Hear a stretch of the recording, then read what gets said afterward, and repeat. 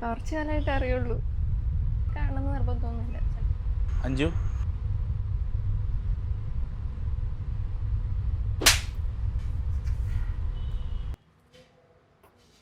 കുറെ കാലമായല്ലോ നിന്നെ കണ്ടിട്ട്.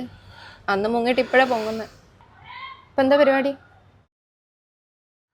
ഇവിടെ ഇങ്ങനെ ചെറിയ പരിപാടികളൊക്കെ ആയിട്ട് വന്നാടി. പിന്നെ ആദ്യം എനിക്ക് നിന്നെ കണ്ടപ്പോൾ മനസ്സിലായില്ല കേട്ടോ, നീ മൊത്തത്തിൽ ആകെ മാറിപ്പോയി. പിന്നെ അടി കിട്ടിയപ്പോൾ മനസ്സിലായി നീയാണെന്നുള്ളത്. നിനക്ക് മനസ്സിലാവാത്തൊന്നുമല്ല, ചില മുഖങ്ങൾ നമ്മൾ മനഃപൂർവ്വം മറക്കാൻ ശ്രമിക്കുന്നത്. എന്നിട്ട് നീ മറന്നോ? ചില ഇഷ്ടങ്ങൾ അങ്ങനെയാ, കൂടെ ഉണ്ടാവില്ല എന്നറിഞ്ഞാലും മനസ്സിൽ നിന്ന് ഇറക്കി വിടാനൊരു ബുദ്ധിമുട്ടാണ്. അച്ഛനമ്മയ്ക്ക് എന്ത് പറയുന്നു? സുഖമാണോ? അച്ഛൻ 1 വർഷം മുമ്പേ മരിച്ചു. റിട്ടയർഡ് സമയത്തായിരുന്നു.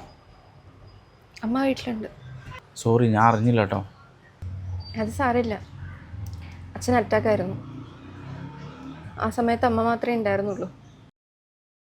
അച്ഛൻ്റെ മരണശേഷം അമ്മ ഒട്ടും നോർമൽ അല്ലായിരുന്നു. ആ പെട്ടെന്നുള്ള ഷോക്കൊക്കെ. എന്നിട്ട് ഇപ്പം എങ്ങനെയുണ്ട് അമ്മയ്ക്ക്? ഇപ്പോൾ കുഴപ്പമില്ല, ഓക്കെയാണ്. കല്യാണമൊക്കെ അറിഞ്ഞിട്ടിപ്പോൾ എന്തിനാ?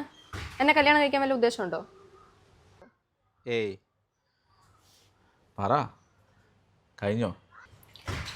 ഇത്രയും കാലം ഞാൻ എവിടെയാണെന്ന് പോലും നിനക്ക് അന്വേഷിക്കാൻ തോന്നിയില്ല. പെട്ടെന്നൊരു ദിവസം ഒന്നും പറയാതെ പോയി. എന്നിട്ട് ഇപ്പോഴാണ് കാണുന്നത്. ഞാൻ നിന്നോട് ചെയ്തത് ക്ഷമിക്കാൻ പറ്റാത്ത തെറ്റ് തന്നെയാണ്. പക്ഷേ എൻ്റെ അന്നേരത്തെ സാഹചര്യം അങ്ങനെ ആയിരുന്നു. എന്ത് സാഹചര്യം? നീ എന്നെ വിവാഹം കഴിക്കാമെന്ന് പറഞ്ഞ് ഞാൻ എൻ്റെ വീട്ടുകാരെ വെറുപ്പിച്ച് ആ രജിസ്റ്റർ ഓഫീസിൽ പോയി പൊട്ടിയെ പോലെ കാത്തു നിന്നതോ? അഞ്ജു, നീ വിചാരിക്കുന്ന പോലെ അല്ല കാര്യങ്ങൾ.